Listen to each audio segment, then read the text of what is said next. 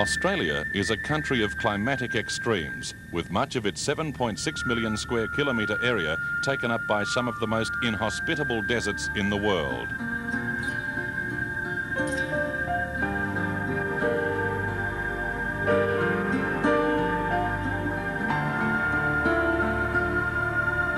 The Tropic of Capricorn carves a path through the continent. Much of that path is through desert.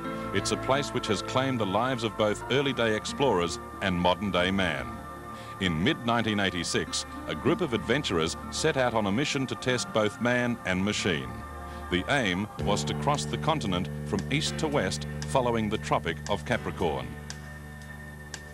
The 5,000 kilometre plus journey would take them through two of the world's roughest and most arid deserts, the Simpson and Gibson. It was a trek they called the Capricorn Crossing.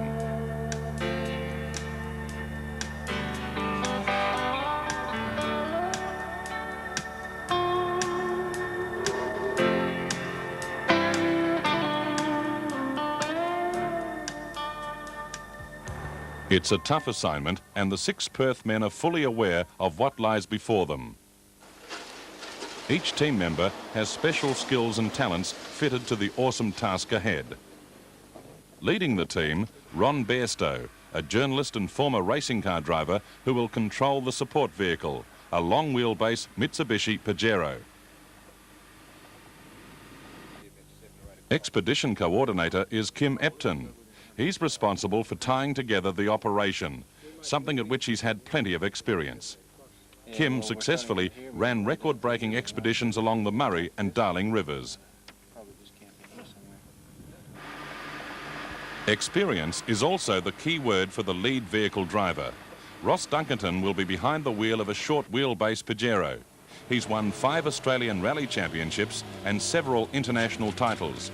He's a qualified mechanic and noted for his ability to improvise. The man who'll find the way, navigator and radio operator David Muse, is an American who settled in Perth after marrying an Australian girl. Dave has sailed the world's oceans as skipper of his own yachts and is expert with compass and sextant, essential in the trackless wastes of Central Australia. Cameraman Lou Belsey will shoot the documentary footage. He's well aware of the problems he will face during the trek after having covered major events such as the London to Sydney car rally. Lou's assistant and sound man on the trip is Ross McLean, a former soldier in the Australian Army with 2 tours of duty in Southeast Asia under his belt. Ross is also proficient in first aid, something the expedition members hope he doesn't have to use. And just if we go slightly north of that... They are the men and these are their machines. The Mitsubishi Pajero 4-wheel drive vehicles were prepared in Perth on the west coast before making the long delivery trip to the expedition starting point at Rockhampton in Queensland. Nothing has been left to chance. The engines and transmissions are treated with additives to minimise wear, and each has been fitted with an alternator generator. The units provide standard 12-volt power, but with the flick of a switch can be turned into powerful 240-volt generators capable of running power tools and arc welders. Good communications are essential in the vast wastelands. The Pajeros were set up with VHF radios for inter-vehicle communications and a high-frequency set linked to the Royal Flying Doctor Service network for use in emergency situations. The set can also be patched into the telephone system, vital for sending out news reports. A powerful Kenwood ham radio was also fitted so David Muse, a licensed operator, could talk to people around the world. The vehicles were taken by train and road to Queensland, where they underwent final preparation in Brisbane. This included the fitting of the tyres, which were to be tested. Balancing and aligning are vital for maximum tyre life. Last-minute work was needed on the off-road trailer that will help carry the enormous quantities of fuel needed to cross the Simpson and Gibson deserts. Also essential, a final check of the 1,001 items of spares, tools and camera gear. Then, of course, there are the real essentials. Now, this is the ration, boys. 4H. Good man. The last two. the whole thing. You're going to have... With preparations complete, it's time to head north along the coast to the starting point east of Rockhampton. And here it is, the beach and a last look at the Pacific Ocean. What's the rise and fall of the tide here, mate? Because we're going to have to be pretty swift. Yeah, we're going to have to move it along. The rise here is up to 6 feet. Yeah, by the minute you can see it and the coming speed in. that's coming in now are going to be a bit of a drama. Yeah, it is. I mean, it's going to get ahead of us, you know, in a hurry.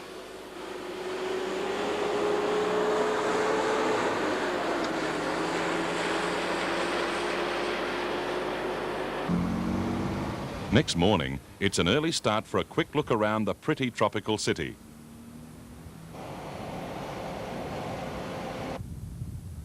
Next stop, a place with special significance to members of the team, the Tourist Centre and its magnificent spire marking the Tropic of Capricorn. It's also time for some parting interviews for the local media. It's only the more refined members of it. Then, as a memento of their visit to the friendly town of Rockhampton, the members of the expedition received their tropical passports. As the convoy reached the outskirts of the town at the start of the Capricorn Highway to Longreach, the men realised they were finally on their way.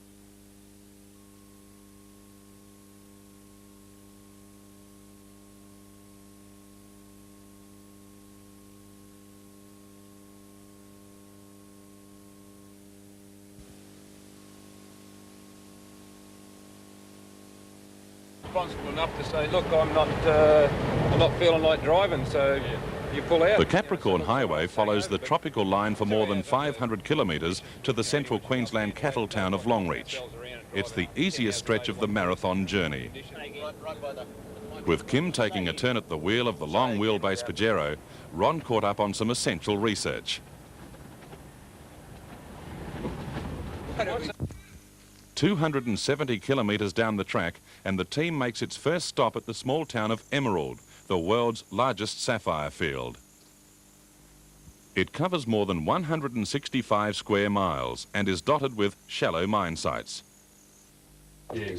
Some mines, such as the Heritage, are open to the public, so the team stops for a quick tour. An educated guess, so to speak. Kim decided to try his hand with the pick. He quickly discovers there are easier ways to make a living. See sparks come on? You get to keep them if you find them? Well, They're not that easy to find. You ever been a grave digger, mate? It's come from so light to so dark. Our sapphire are passed off as sapphire. Although the mines appear primitive, the gemstones from the area are prized around the world. A burgundy sapphire, right? You just want to contrast it with... On the road again, and the men are given a reminder that no rain has fallen in this part of the world for more than 6 months. With the home paddocks eaten out and no prospect of fresh pastures before the drought breaks, this young stockwoman is moving cattle along the road verges in search of fodder.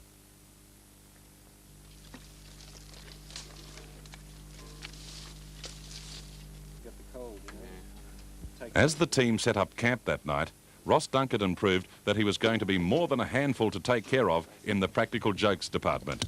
And unsuspecting Ron Bairstow bore the brunt of the joke when he was asked to use the Dunkerton exploding pen. Yeah, wife's not the phone number on that. Yeah, righto. Oh, good trick. You like that? Oh, beauty, mate. How many caps have you got left? Yeah, quite a few, mate. Quite a few. Water might be scarce in this part of Queensland, but there's no problem getting a drink in the town of Barcaldine. The small town was the centre of the Great Shearers' Strike of 1891 and is generally recognised as the birthplace of the Australian Labor Party. It was the ultimate failure of the strike that led to increased political action and the election of 16 new Labor members of Parliament in the general election of 1893. The next stop, Longreach in central Western Queensland, marks the end of the easygoing on the Capricorn Highway. It's now time to fill the tanks and jerry cans with fuel and water for the long haul ahead. It's possible to get supplies at small towns and stations further on, but prices are higher and the expedition would have to deviate from the Tropic of Capricorn. Boys, get into it. Oh, boy. It's also an opportunity to have a shower before tackling the outback, so the boys head for the local caravan park. Look like a damn swamp here, mate. It's finally Dave Muse's turn for the shower. It's about to become a memorable experience, thanks to the eternal practical joker, Ross Dunkerton. Ronnie.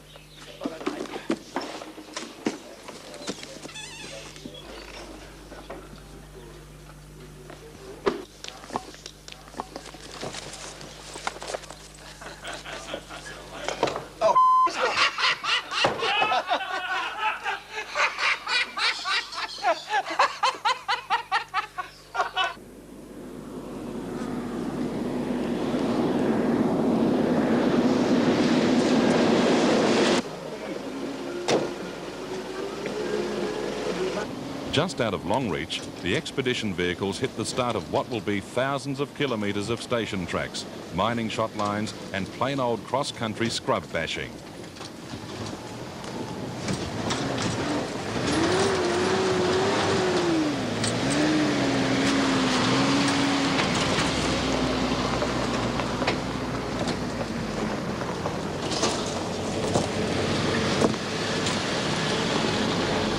As the expedition pushes west, it reaches the Dingo Barrier, which bisects the state of Queensland. 2,400 kilometres long, the fence is said to be the longest in the world. Its purpose is to protect Queensland's millions of sheep from Australia's native dog. With its current state of disrepair, that's something of a forlorn aim.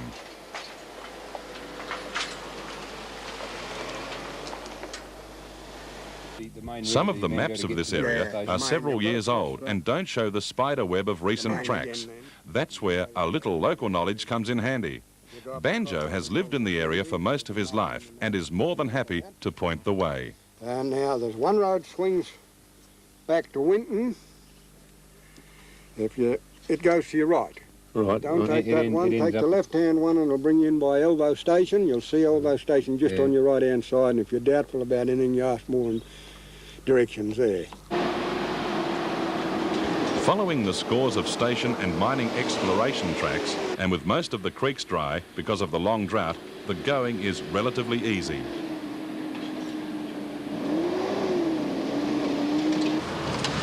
When the convoy reaches the few creeks which still contain water, it's time for an instant car wash.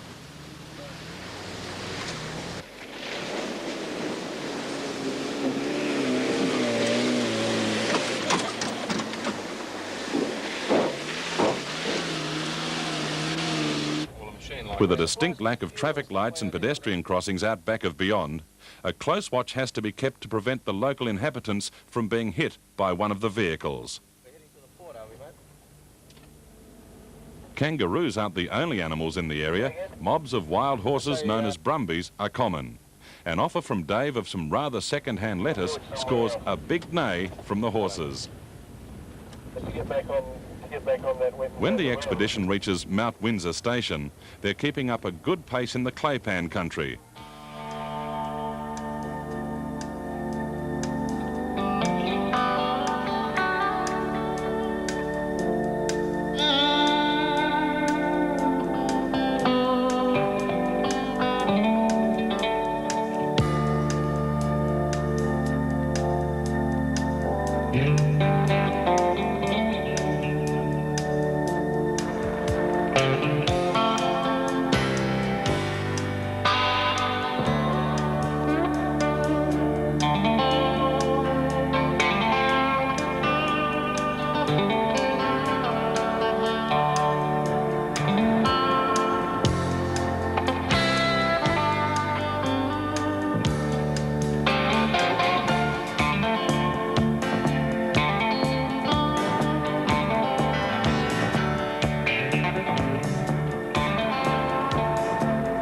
expedition's now nearing the mighty Diamantina River in Queensland's Channel Country. Most of the time, the area is arid and stock rely on underground water for survival.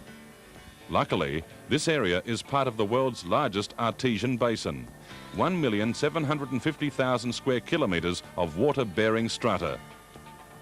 Much of the water comes from deep in the earth and surfaces almost boiling hot.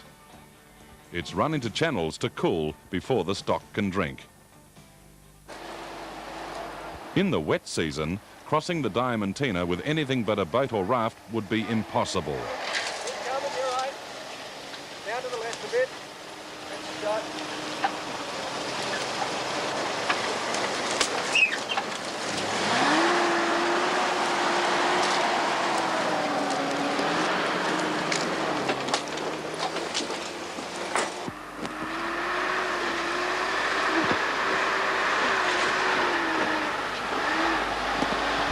Where it crosses the tropic, the Diamantina River is more than 7 kilometres wide, with a maze of channels up to 5 metres deep.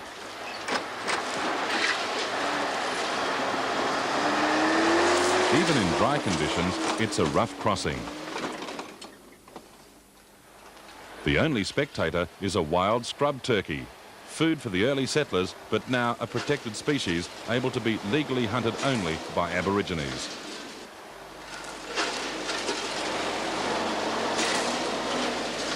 Before heading towards the Northern Territory border and into the Simpson Desert, the party veers slightly north of the tropic to the far western Queensland town of Boulia to repair some of the damage caused during the Diamantina crossing.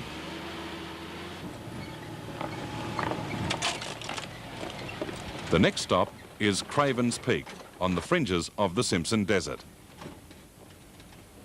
Eventually, the stony ground gives way to dune country. One vehicle leads the way on station tracks and reports back by radio to the Pajero towing the trailer. Next one's an easy one. We're away. That night, the party makes camp at a bore near the Queensland Northern Territory border. With Ron on cooking duties, Dave and Ross decide to go for a dip in the small dam used to hold the artesian water. Let's go. The men have a healthy appetite that night, and it's just as well, because this is the last fresh food they'll eat until they stock up again at Alice Springs, and that's still about 500 kilometres away. The actual sandhills start to get An after-dinner conference is held to decide which is the best and safest way to tackle the notorious Simpson Desert, an area which has claimed the lives of many explorers. The bearing that we need to take is one with a slight north in it.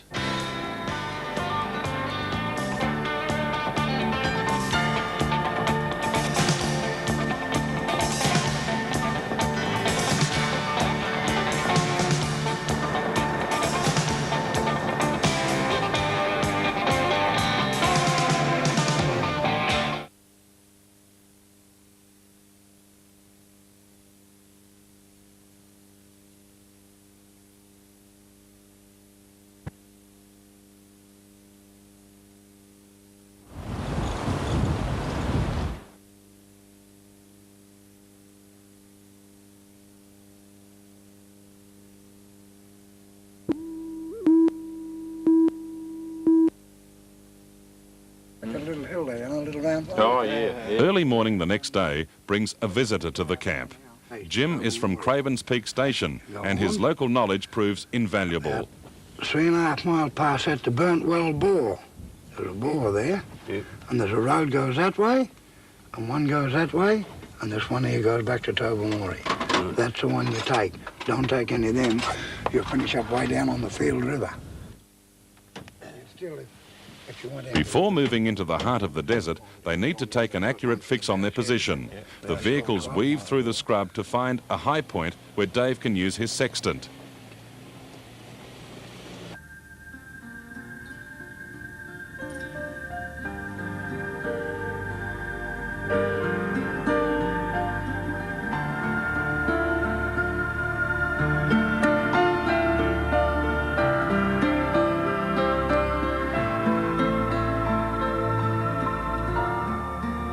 The sextant reading puts the position of the team almost right on the tropic, so the expedition moves into the Simpson Desert.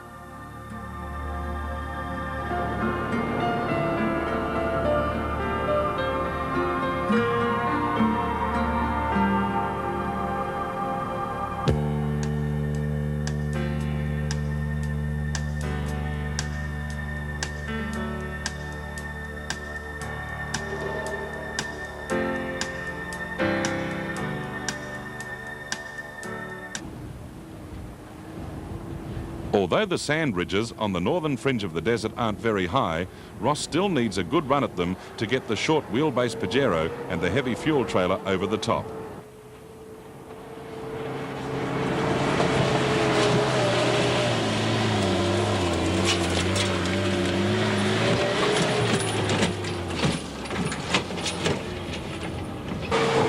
Ron follows the Trailblazer in the bigger Pajero. On the other side of the dune, the first of many camels the men will see in both the Simpson and Gibson deserts. While it's too dry for more traditional animals such as kangaroos, these descendants of those let loose many years ago by Afghan cameleers thrive in the harsh conditions. They have absolutely no fear of man. Wherever possible, the trek follows station tracks and shot lines bulldozed by mineral exploration companies. However, to keep close to the tropic, it's often necessary to make a bumpy cross-country ride over the spinifex.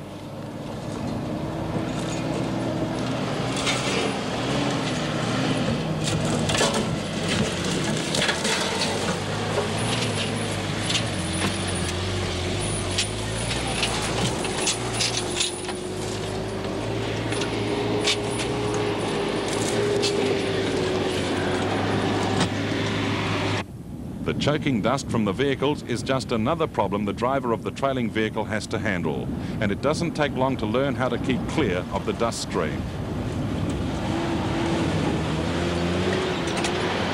The Simpson is not like the great sandy wastes of North Africa. Despite the lack of water, there's usually some vegetation.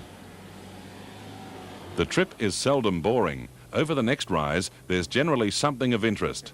In this case, it's a giant termite mound, which the team thinks is worth a close inspection. As for Dave, he's never happy until he's on top of the situation. What can you see? God, it's tall. A long way up here. With the expedition now well into the Northern Territory between Achula and Indiana stations, they make good time on a firebreak running almost along the tropic. Further on, luck is still with them as they find a station track that leads into the Harts and Ferguson Ranges east of Alice Springs and almost in the centre of Australia.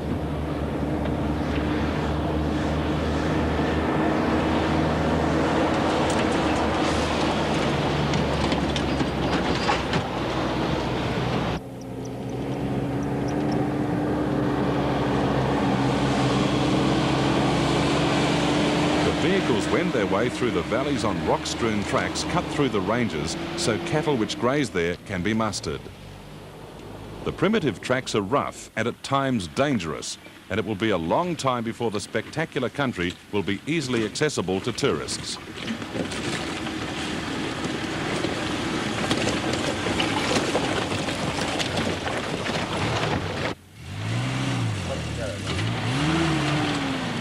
There's also a good chance of getting bogged in a riverbed.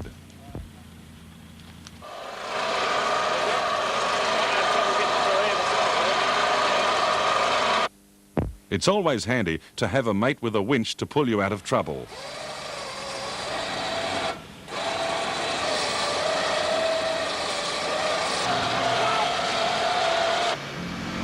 For the first-time visitor, Alice Springs is usually a surprise. It's a modern and bustling city in the middle of nowhere. With supplies replenished, the convoy moves out of the Alice to cross the other half of the Northern Territory and a refuelling stop at an Aboriginal settlement in the Kintore Ranges. Not far down the track from Alice, trouble strikes. The main fuel tank on the long wheelbase Pajero springs a leak. It had been damaged during the crossing of the Diamantina River in Queensland. It's a long way between service stations out here, so the men try to save every precious drop of fuel.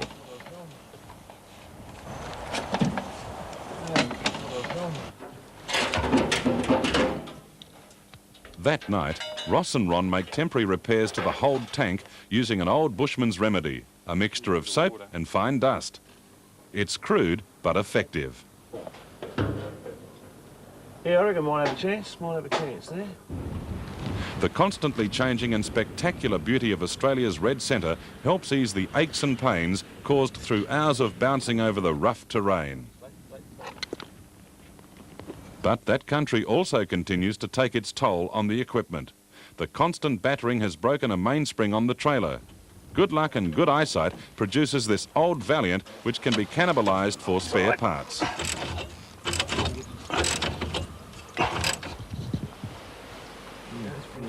I don't think she's going to go. There's no movement there.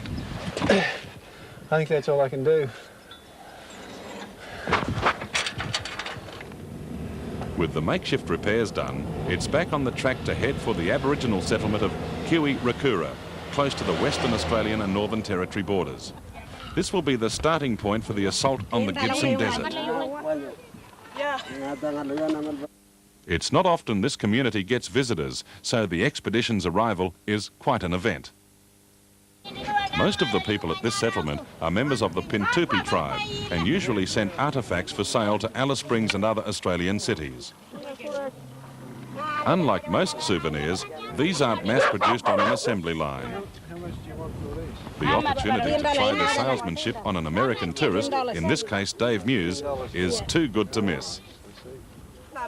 One of the traditional food sources is the protein-rich witchetty grub. With great excitement, the Aboriginals agree to show the expedition members how to hunt this delicacy. With the ever-present pack of dogs in tow, they head out into the sand ridges near the settlement. The grubs live in the roots of the stunted desert bushes, and as the hunt starts, there's great rivalry and excitement among the women as they dig.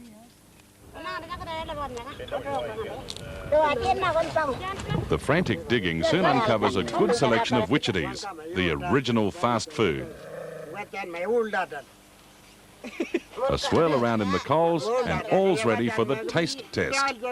Ross, Ron and Dave, with some trepidation, take a bite. And the verdict? Not bad at all. They're all right, nothing wrong with that. It's time for the team to resume the trek. And as a special thank you to the head man and his people, Ross presents him with a cap and T-shirt. The solemnity of the occasion is lost when a canine opportunist moves in to finish off the meal.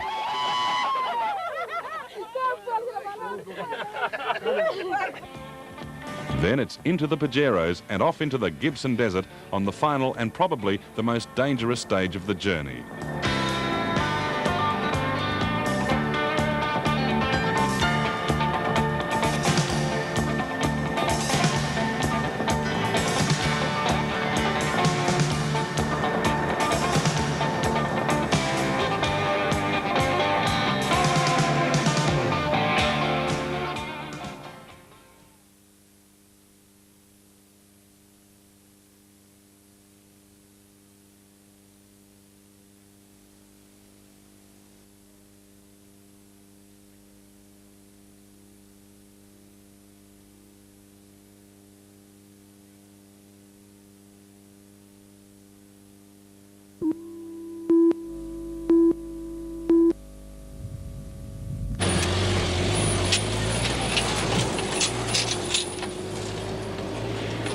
As the Aboriginal settlement disappears in the team's dust trail and they head for Windy Corner in the centre of the Gibson, they get a taste of things to come.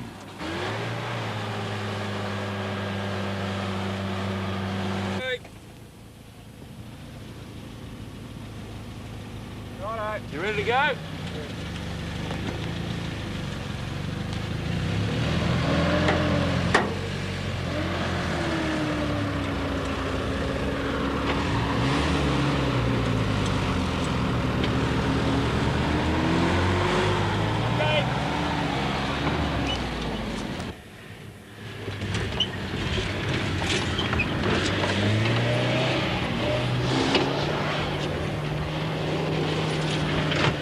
When the tracks deviate too far from the Tropic, the party again heads cross-country. Fortunately, the majority of the dunes run east-west, so the convoy slips between them. But when the sandhills have to be tackled, the best technique is to hit them as fast as possible. When that doesn't work, it's time for the winch, shovel and some sweat from the team members. Mate, it's not going to work. I reckon we should unhook and let you back down and then have a fang at it. With the trailer unhitched, the 5-times Australian rally champion in the short wheelbase Pajero makes a decent run at the dune. With one vehicle at the top, it's relatively simple to use it as an anchor and drag up the trailer and other vehicle. About 250 kilometres west of the Northern Territory border and well into the Gibson, the expedition comes across an area of surprising vegetation. It's near Jupiter Well, and the desert oaks flourish by tapping into the underground water close to the surface. As they head out towards Windy Corner, the grossly overloaded fuel trailer breaks another mainspring and is tracking badly. Yet again, it's a case of good luck for the team as they come across an abandoned all-wheel drive truck. With a blown gearbox and in the remote location, the owners obviously haven't considered it worth the cost of salvaging. It provides everything necessary to repair the troublesome trailer. Yeah, VK6 AXJ, this is VK4 Victor Delta Radio in the group. During the night stopover at Windy Corner, Dave sets up his long wire antenna and establishes strong contact with a group of amateur radio operators who've been following the progress of the expedition. The contact proves to be the cue to rouse a slumbering Ross Dunkerton. He's unceremoniously dragged from his sleeping bag. He's wearing the only pair of pyjamas he's ever owned. He bought them in Alice Springs as protection against the cold desert nights.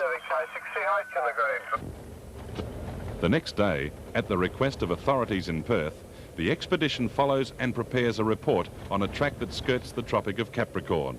It's well defined, but hasn't been used for a long time. A lone camel is spotted, and it's too much for Ron. He decides to use the Pajero to pace the animal, and pace is the operative word. Unperturbed by man and machine, the camel lopes along with the economical gait it can maintain for hours. With Ron's animal antics out of the way, it's back to the task of heading west. But there's concern about constant problems with tinder-dry spiny desert spin effects, which has been building up around the vehicle's hot exhaust pipes. Then on the side of the road, the gutted remains of a burnt-out Land Rover and a sigh of relief that just an hour ago, the team had cleared the spin effects build-up from both vehicles. That relief was short-lived, as Ron Bairstow explains. I mentioned on the radio, how would you like to be that poor devil back in the Land Rover there? And suddenly my nose started to twitch and I smelt burning. I said to Ross, I think we're on fire. And he said, I've lost my brakes. And at that point we jumped out and there were flames all over the short wheelbase. We had an extinguisher in the car and we got stuck into that, and the other boys raced up like gangbusters and all piled out, and everybody started beating out the flames. Up the top now, right? Yeah, righto. That ought to do it.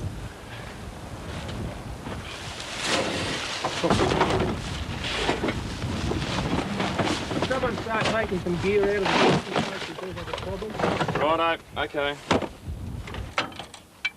The expedition members won the battle, but not the war. The blaze severed fuel lines to the auxiliary tank, and that turned the vehicle into a potential bomb. Can I leave it somewhere, please? Right. In the blue container, little crate.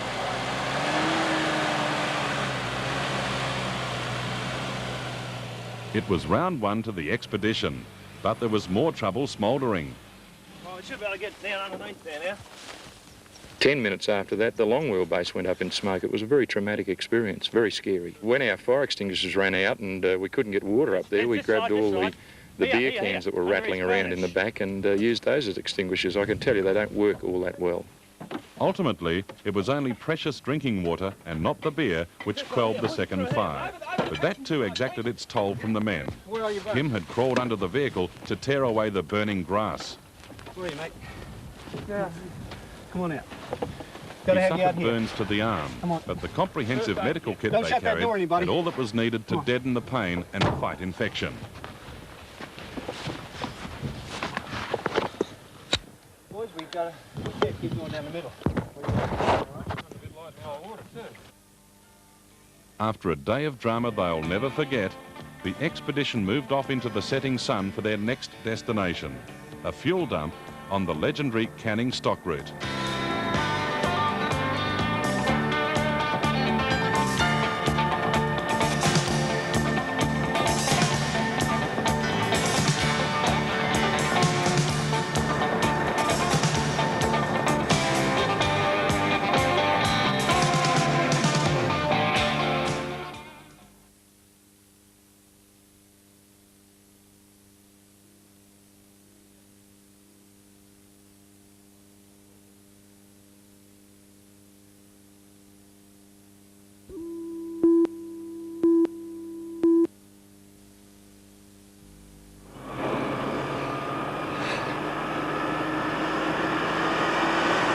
With the fire extinguishers empty and much of the drinking water used to fight the previous day's fires, the first stop on the Canning stock route is well 24.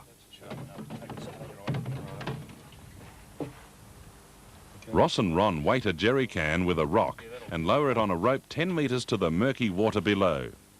When retrieved, the water is black with dissolved minerals, and although not a pleasant drinking prospect, it can be used if there are further fires.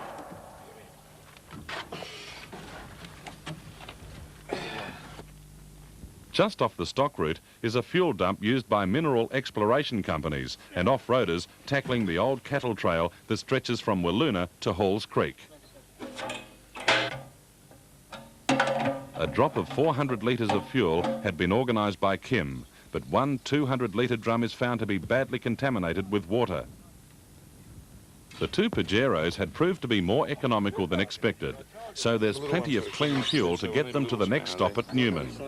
With the lack of fire extinguishers, the vehicles divert from the original route to a remote airstrip at Cotton Creek. Waiting on the ground when they arrive, a TV crew from Perth with essential supplies. It's also a case of cameraman filming cameraman. Among those supplies, more fire extinguishers and a little something to wash the dust from the throat. Yeah, no worries.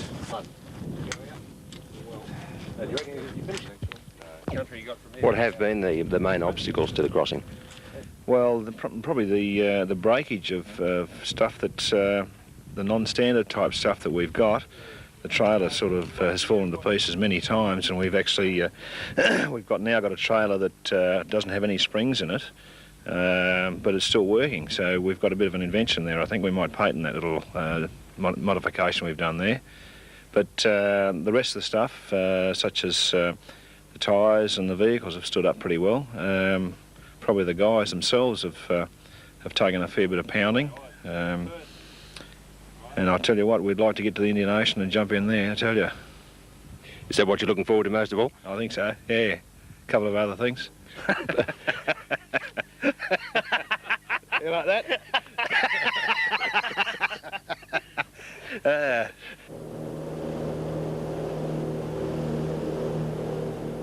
With their story in the can, the Perth crew leave for home, while the Capricorn Crossing boys head back to the Tropic and a camp under a glorious sunset.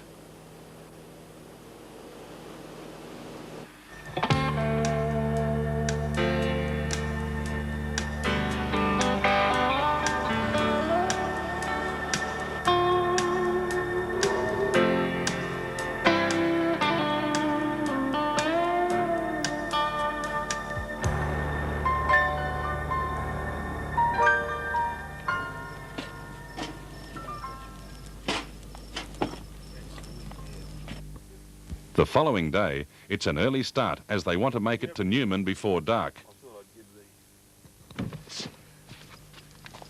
Kim goes through the daily ritual of checking his shoes for scorpions.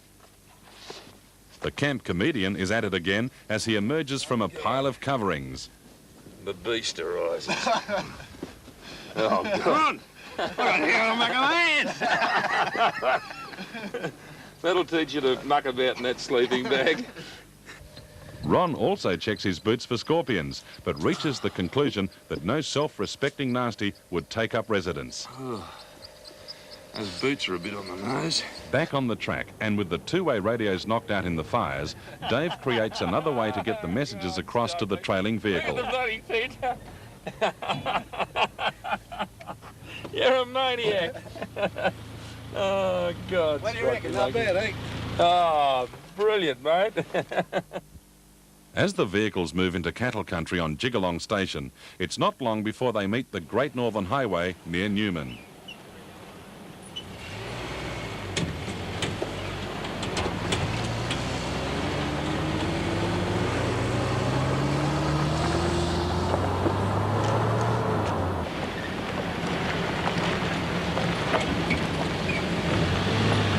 It's the first town they've seen since Alice Springs, and the men decide to take a day's break to service the vehicles, wash some clothes, and buy supplies.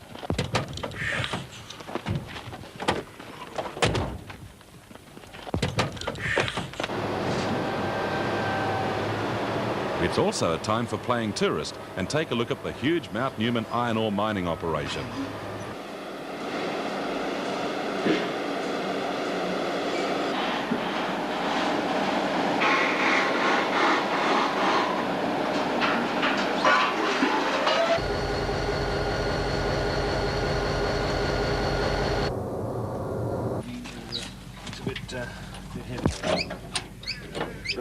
Newman is also the drop-off point for the trouble-plagued fuel trailer.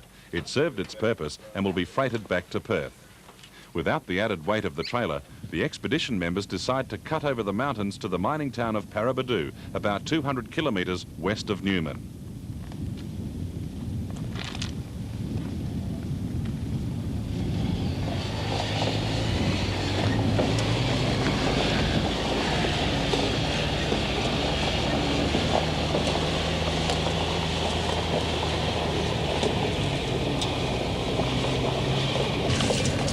They're making good time on a bulldozer cut across a mountain, so they break their own golden rule and decide to keep travelling after nightfall.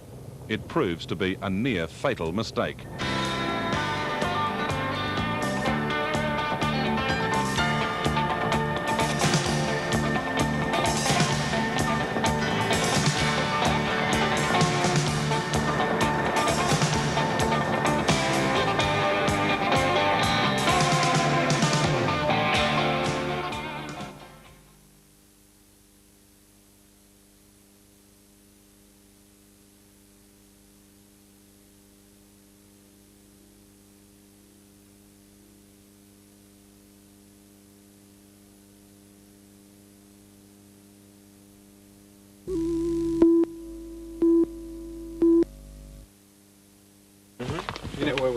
As the convoy picked its way through the ranges at night on a rough, bulldozed shot line, it literally ran out of road. It's a bit of a flat area up near the other vehicle.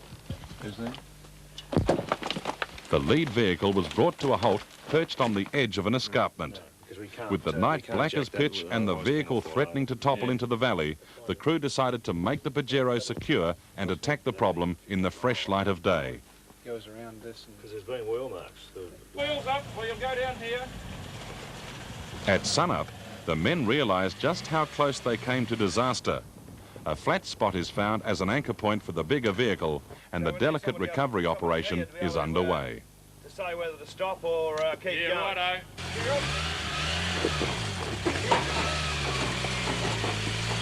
Straightening off. Get back. Straight it back, straight it back. With that sorted out, the remainder of the trip to Arura Station near the west coast is relatively uneventful.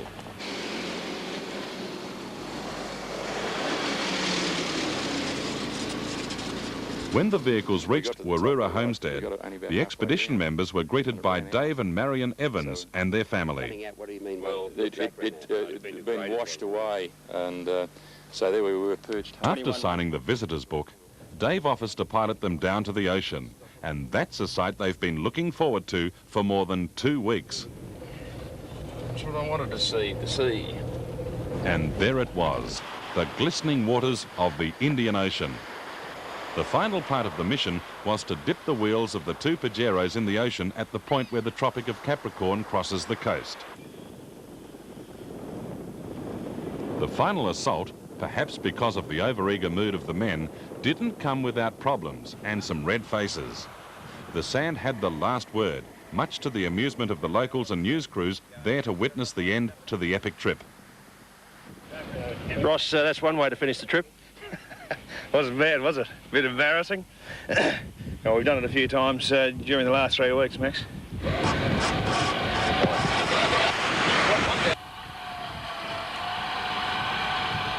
Eventually, it was over the last sandhill and time to break out the mandatory bottle of bubbly. Oh, you finding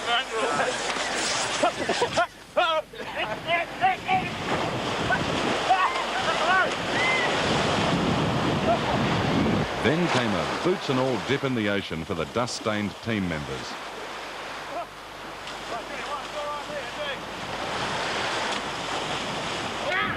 It also meant that the 2 who had spent much of their time watching the others work, Lou Belsey and Ross McLean, were also in for a dunking.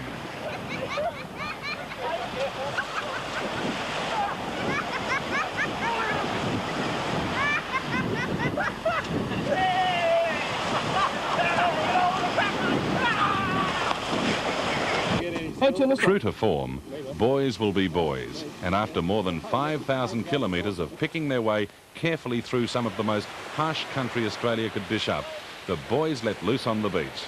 The inevitable result? Yet another bog Pajero.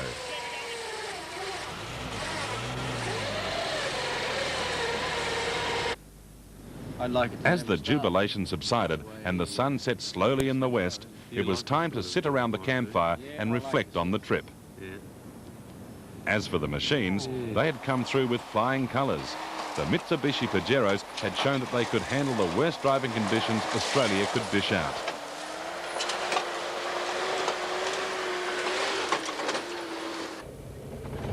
The Bridgestone tyres they were testing for the Bob Jane Corporation have come through without a single failure, something that staggers these experienced off-roaders.